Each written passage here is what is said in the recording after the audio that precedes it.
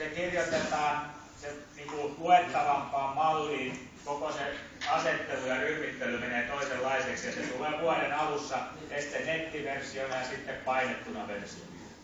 Mutta jos mietitään, että mitä siellä niinku uutta on meidän kannalta, niin on niinku kiteytettynä nämä uudistukset, niin tekninen lippu on yksi asia, mikä tulee myös meillä käyttöön.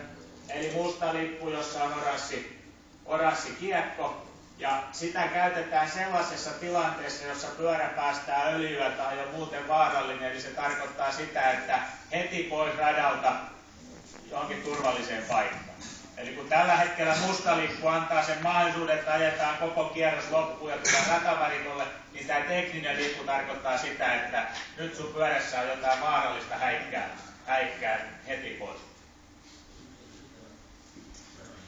Sitten toi lytisääntö, tai ei se oikein nimi ole lytisääntö, mutta tarkoittaa sitä, että jos kilpailu keskeytetään punaisella lipulla, niin jotta siinä vaiheessa voi sijoittua tuloksissa, niin on pitänyt olla kilpailussa mukana, ja sen lisäksi pitää tulla 5 minuutin kuluessa punaisen lipun esittämisestä, niin pitää tulla 5 minuutin kuluessa omalla pyörällään ajaen ratavarikolle.